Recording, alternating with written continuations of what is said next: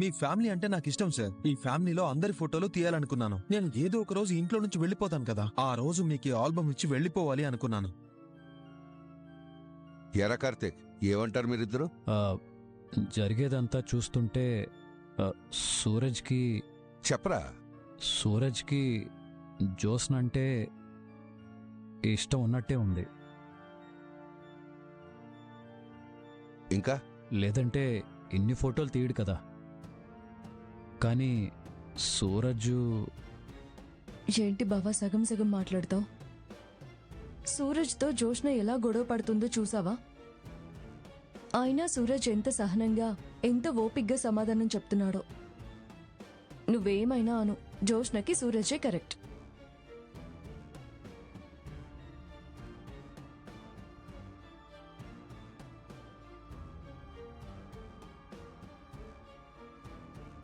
అబ్బా, దీపేంటిలా నోరు జారింది. ఇప్పుడు తాత ఏమంటాడో ఏంటో.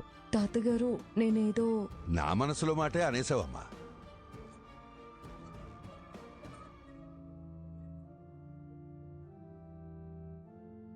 మీరిద్దరేమంటారు? మాకు అలాగే అనిపిస్తుంది నాన్న. దీపక్ కరెక్ట్గానే చెప్పింది మావయ్య గారు. జ్యోత్స్న లాంటి దాన్ని భరించాలంటే సూరజ్ లాంటి వాడే కరెక్ట్.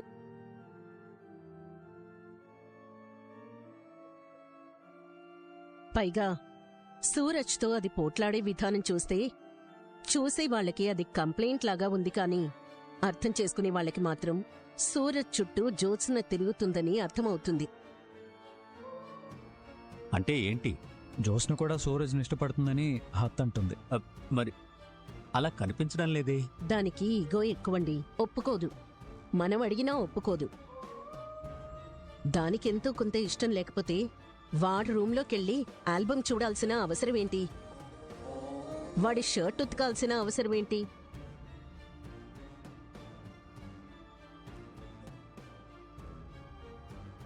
మనము ఆ వయసు దాటే ఇక్కడికొచ్చాం.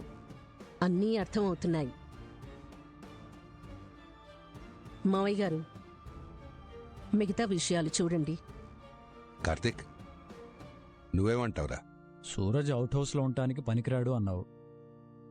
ఆ మాటకు అర్థం ఏంటో ఇప్పుడు అర్థమైంది తాత. అవుట్ హౌస్కి పనికిరాడు అంటే ఇన్ హౌస్కి పనికొస్తాడనేగా. అదేరా.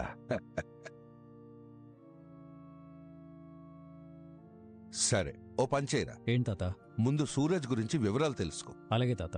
నాకు మొత్తం వివరాలు కావాలి, వాళ్ళమ్మా నాన్న చరిత్రతో సహా. అన్నీ తీసుకొచ్చి నేను ముందు పెడతాను కదా. రే, అలానే ఈ విషయం సూరజ్కి తెలియకూడదు. నన్ను మరీ చంటి పిల్లాన్ని చేయకు తాత. ఈ మాత్రం నాకు తెలీదా ఏంటి? అతా, ఏంట్రా పార్టీ ఏది? ఇప్పుడు పార్టీ ఇస్తే నీ మరదలకు అనుమానం రాదు? వచ్చినా ఏముందిలే, తర్వాతైనా తెలియాల్సిందేగా. తెలియాల్సిందే గాని ఆడపిల్ల పెళ్ళంటే తొందరపడకూడదురా. ముందు అబ్బాయి వివరాలు పూర్తిగా తెలుసుకో. మనం అంతా ఓకే అనుకున్నాకే జ్యోత్స్నకి చెప్దాం. అలాగే మావయ్య. మొత్తానికి సామెత నిజమైందిగా. ఏం సామెత? సంకలో పిల్లాన్ని పెట్టుకుని ఊరంతా తిరిగిందంటారు కదా. ఇంటి ముందే అల్లుండి పెట్టుకుని పెళ్ళికొడుకు కోసం మావయ్య ఊరంతా తిరుగుతున్నాడు. నా కూతురు నా భారం కూడా తగ్గించేసిందిరా. నిజానికి దాని పెళ్లి బాధ్యత నీదేరా. జాగ్రత్తగా జరిగేలా చూడు. అలాగే మావయ్య. ముహూర్తం పెట్టిన దగ్గర నుంచి 3 ముళ్ళు వేసేంత వరకు నా చిన్న మరదల పెళ్లి బాధ్యత మాది మాది మాది. ఓకేనా మావయ్య?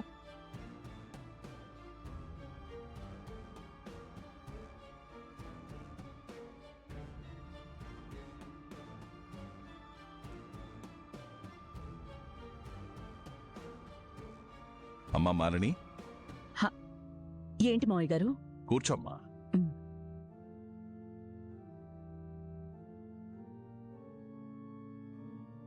మన ప్రయాణం రేపేనమ్మా. గుర్తుంది మావయ్య గారు. కానీ ఈ టైంలో వెళ్ళడం కరెక్ట్ అంటారా? 2 రోజులే కదమ్మా.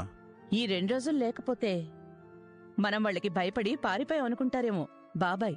ఈ దక్షిణామూర్తి గురించి వాడికి బాగా తెలుసమ్మా. నేనెన్నాళ్లు దూరంగా ఉన్నా ఏదో ఒకరోజు తిరిగొస్తారని ఎదురుచూస్తూనే ఉంటాడు.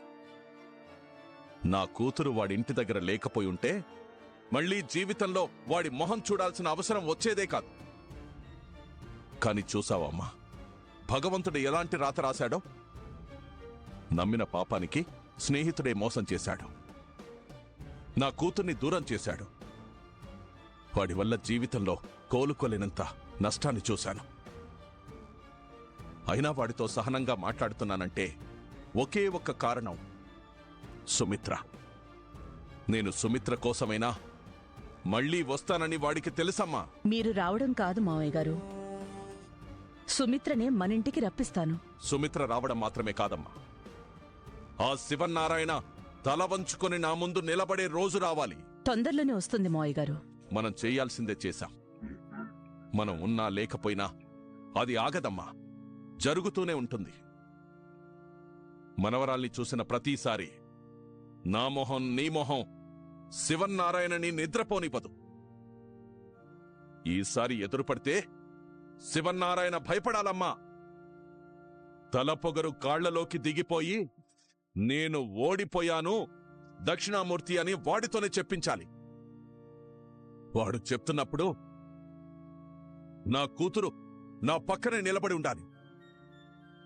అప్పుడే ఈ దక్షిణామూర్తి వాడి మీద గెలిచినట్టవుతుంది. మీరు కోరుకున్నది గెలుచుకోవడానికి నేను ఏమడిగినా చేయడానికి సిద్ధంగా ఉన్నాను మావయ్య గారు.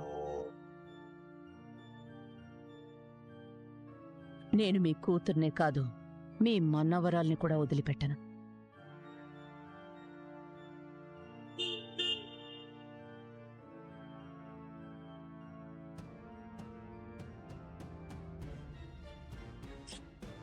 సీఈఓ గారు నమస్తే. జండి మామయ్య గారు. నిన్నిలా చూస్తుంటే నాకెంత ఆనందంగా ఉందో తెలుసా అమ్మా. మీరు కూర్చోండి. ఇంట్లోనే చోట్లేదన్న నీకు కంపెనీ నడిపించే బాధ్యతను అందుకే అంటారు మనం ఎవరిని తక్కువ అంచనా వేయకూడదని. అంతా ఆ దేవుడి దయ, నా భర్త ప్రోత్సాహమే మామయ్య గారు. వాడు ఉత్తమ భర్తమ్మా.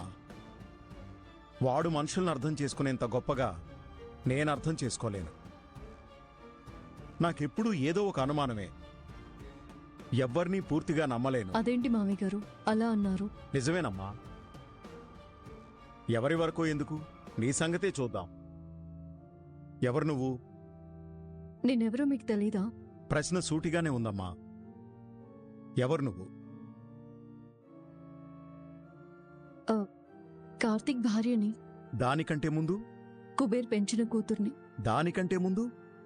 బస్టాండ్లో వదిలేసిన ఒక పసిబిట్టని. వాళ్ళనేమంటారు? అనాథ అంటారు. ఆ అనాథ కూడా అమ్మా నాన్న ఉంటారు కదా. ఉంటారు. మరి మీ అమ్మా నాన్న ఎవరో నీకు తెలుసా?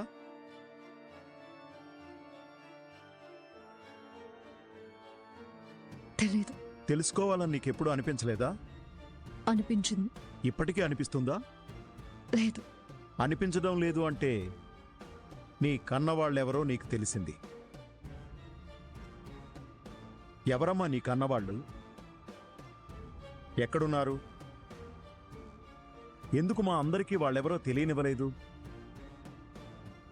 వాళ్ళు నిన్ను కూతురుగా అంగీకరించనన్నారా? లేదా నువ్వే మా కూతురువి అన్న గ్యారంటీ ఏంటి అన్నారా? మామయ్య గారు ఇలా ఎందుకు అడుగుతున్నారు? ఏమైనా తెలిసిందా?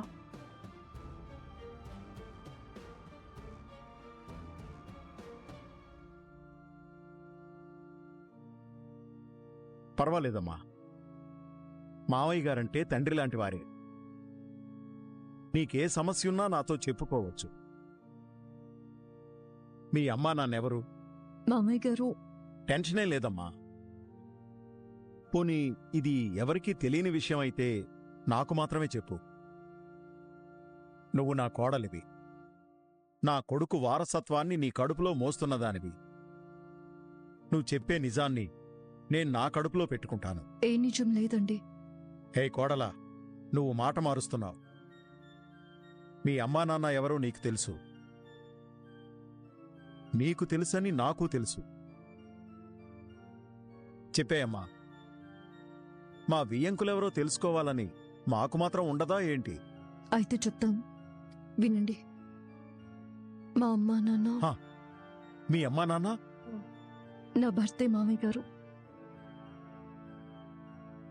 నాకన్నీ నా భర్తే. నా భర్త, నా బిడ్డ, మా అత్త, మామయ్య గారు.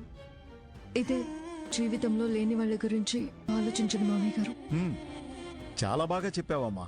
మరైతే జోస్న పెళ్లికి నీ జీవితానికి ఏంటి సంబంధం? మీరేం విన్నారో ఇదే మాట పదే పదే ఎందుకు అడుగుతున్నారో అర్థం కావడం లేదు మామయ్య గారు. మాటలు ఊరికే రావా. ఒక్క మాట బయటకు వచ్చింది గతం గురించైనా అయి ఉండాలి, భవిష్యత్తు గురించైనా అయి ఉండాలి. ప్రెజెంట్ గురించి ఎవరూ మాట్లాడుకోరు. ఎందుకంటే ప్రెజెంట్ గురించి మాట్లాడినా అది జరిగేది ఫ్యూచర్లోనే. మీరు నా నుండి ఏం తెలుసుకోవాలనుకుంటున్నారు? నీకు జోస్న పెళ్లికి ఏదో సంబంధం ఉంది. నీకు మా దశరథ బాబు ఫ్యామిలీకి ఏదో సంబంధం ఉంది. నాకు తెలిసింది ఇప్పటి బంధం. నాకు తెలియని బంధాలు ఏమైనా ఉన్నాయా? అంటే నా కోడలిగా కాకుండా మాకు నీతో వేరే ఏదైనా బంధం ఉందా? దశరథ బావ మీతో మాట్లాడిన మాటలు నేను కొద్దిగానే విన్నాను. ఇలా అయితే జ్యోత్స్న పెళ్లి చేసుకునేదెప్పుడు? నా కూతురు దీప నా ఇంట్లో అడుగు పెట్టేదెప్పుడు? దీప జీవితం జ్యోత్స్న పెళ్లితో ముడిపడి ఉందిరా. పూర్తిగా వినుంటే మీ ముగ్గురు ఏం మాట్లాడుకున్నారో నాకు క్లారిటీ ఉండేది. మామయ్య గారికి అనుమానం మొదలైంది. చెప్పమ్మా. నాకంటే శ్రేయోభిలాషి నీకెవరూ ఉండరు. నీకు జోస్న పెళ్లికి సంబంధం ఏంటో చెప్పమ్మా. చెప్పమ్మా. నువ్వెవరో చెప్పు. చెప్పమ్మా. Congrats master.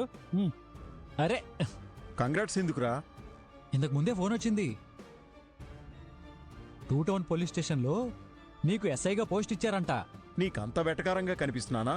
దోషుని ఇంట్రాగేట్ చేస్తున్నట్టు నా భార్యని ఇంట్రాగేట్ చేస్తున్నావు కదా. మరీ ఇంత దారుణంగా మాట్లాడతావేంట్రా?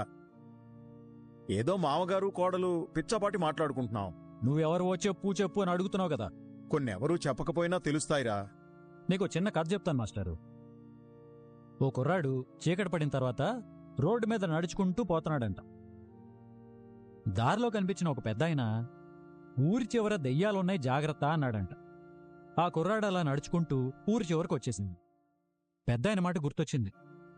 పైన వెన్నెల ఒంటరిగా ఉన్నాడు. భయంతో వెనక్కి తిరిగి చూస్తే రోడ్డు మీద పడ్డ తన నీడను చూసి దెయ్యం అనుకుని పరిగెత్తాడు. దారిలో మరో ఇద్దరు కనిపించి ఎందుకురా పరిగెడుతున్నావు అని అడిగితే దెయ్యాన్ని చూశానా అన్నాడంట. ఈసారి వాళ్ళు పరిగెత్తారు. ఇక్కడ అందరూ భయాన్నే చూశారు, దెయ్యాన్ని ఎవరూ చూడలేదు. నీ అనుమానం కూడా దెయ్యం లాంటిదే మాస్టారు. నువ్వు నీడను చూసి దెయ్యం అనుకుంటున్నావు. అది దెయ్యం కాదు, నీడని నేను చెప్తున్నాను. నేడో దెయ్యమో కాలమే నిర్ణయిస్తుందిరా. నాది అనుమానమో నిజమో కూడా కాలమే నిర్ణయిస్తుందిరా.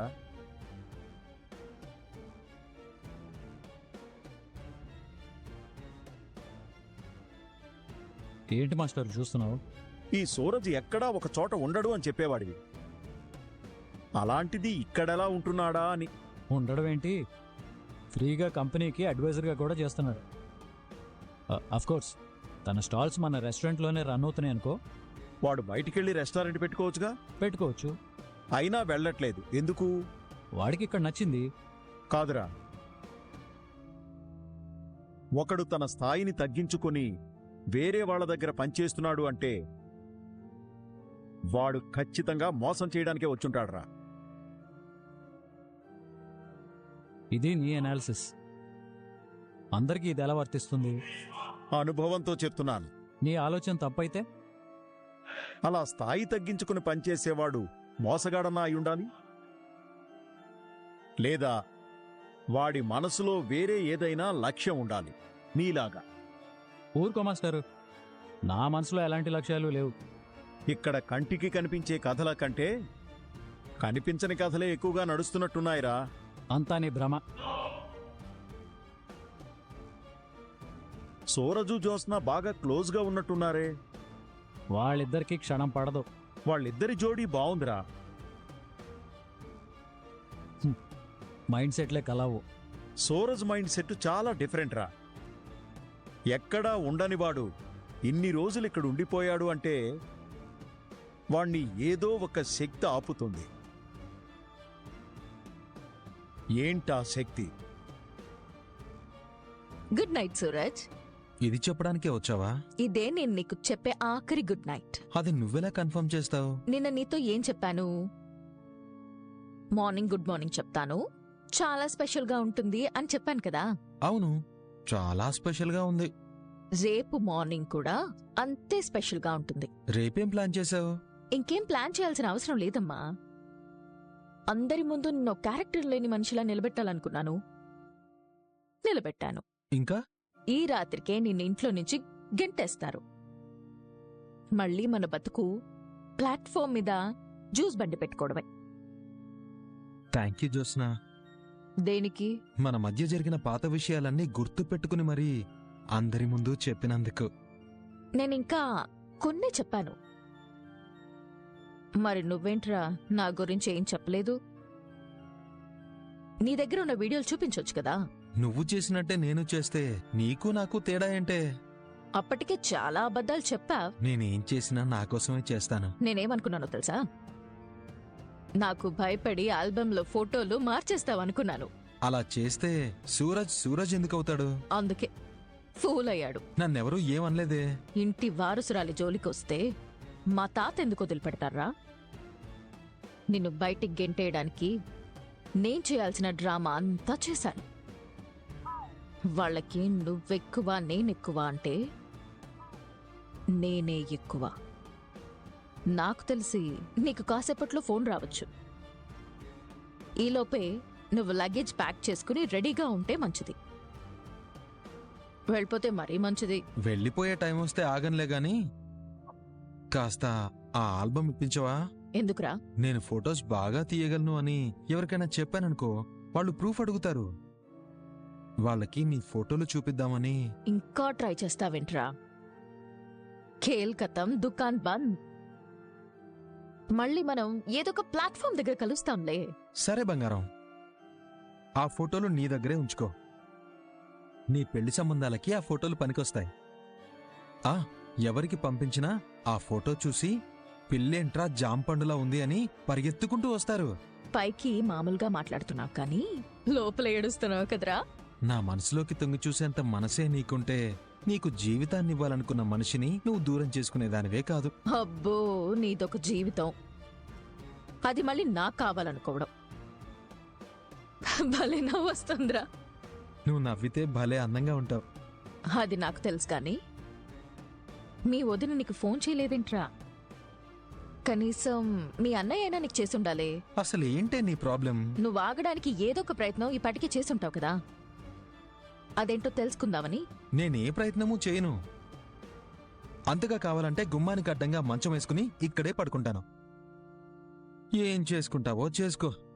నువ్వు గుమ్మానికి అడ్డంగా మంచం వేసుకుని పడుకుంటే అదే మంచంతో తీసుకెళ్లి నిన్ను రోడ్డు మీద పడేస్తారు. చేసుకోవే. రోడ్డు మీద కాకపోతే ఏంటి, టాంగ్ మడి మీద వేసుకో. ఏంట్రా నోర్లేస్తుంది? జోస్నా, నీకు బుద్ధుందా? మళ్ళీ వచ్చి వీడితో గొడవ పెట్టుకోవడం అవసరమా? దారిని పోయే ముళ్ల కంపలు మళ్ళీ తగిలించుకోకు. అయితే ఆ ముళ్ళ కంపని జాగ్రత్తగా తీసుకెళ్ళండి. నేను ముళ్ళ కంపనేరా. దూరంగా ఉండు. తగులుకున్నావంటే గట్టిగానే గుచ్చుకుంటాయి. నాకు ముళ్ళ కంపలంటే చాలా ఇష్టం. ఐ లవ్ ముళ్ళ కంపలు. చూసావా వాడు ఎంతకి తెగించాడో? ఆరిపోయే దీపానికి వెలుగెక్కువంటే ఇదేనే. వాడి పని అయిపోయింది. నువ్వు రా చెప్తాను. రా పద. జరిగేదాన్ని మనం దేన్ని ఆపలేం బంగారం. ఊరికే ఆవేశపడ్డం తప్ప. Good night. వెళ్ళిపోయిందా?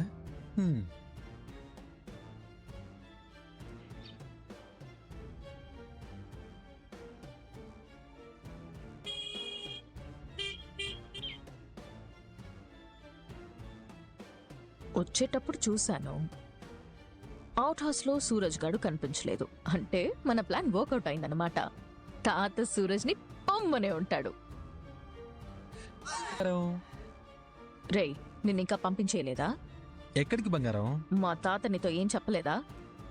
నేను గుడ్ మార్నింగ్ అని చెప్పాను, ఆయన వెరీ గుడ్ మార్నింగ్ అని చెప్పారు. గుడ్ మార్నింగ్ చెప్పడం ఏంట్రా? మెడపెట్టుకుని బయటికి గంటేయకుండా. Hi brother. Hi brother. పద, నీతో కొంచెం మాట్లాడాలి. నేనిక్కడ మాట్లాడుతున్నాను కదా. అర్జెంట్ అండి. నిన్న గొడవ జరిగినప్పుడు నువ్వు ఇంటి దగ్గర ఉన్నావు కదా. ఏం జరిగిందో నీకు తెలీదా బాబా? తెలుసు. నేను తాతతో ఏమన్నానో నువ్వు వినలేదా? విన్నాను. వింటే ఈ శాల్తీ ఇంకా ఇక్కడే తిరుగుతుందే. ఆలస్యం అమృతం విషం అన్న పెద్దలే తొందరపడకు సుందరవదన అని కూడా అన్నారు. బ్రదర్తో కొంచెం పనుంది. నువ్వు వెళ్ళి స్టోర్ రూమ్లో ఫైల్ సంగతి చూడు. బ్రదర్ పద. బ్రదర్ బ్రదర్ వీళ్ళేం మాట్లాడుకుంటారో వినాలి. కూర్చో కూర్చో.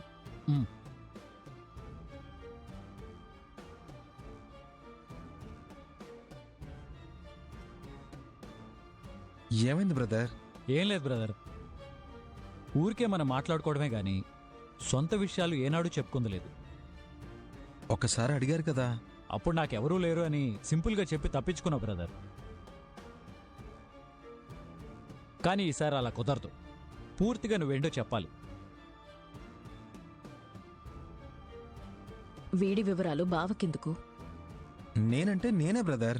అలా కాదు బ్రదర్, నువ్వు ఎక్కడ పుట్టావు, ఎలా పెరిగావు, ఏం చదువుకున్నావు, ఎక్కడ చదువుకున్నావు, మీ అమ్మా నాన్న పేర్లేంటి, మీ సొంతూరేది, నీకు బంధువులు ఎవరైనా ఉన్నారా, ఉంటే ఎక్కడున్నారు, ఇలా పూర్తి వివరాలు కావాలి బ్రదర్.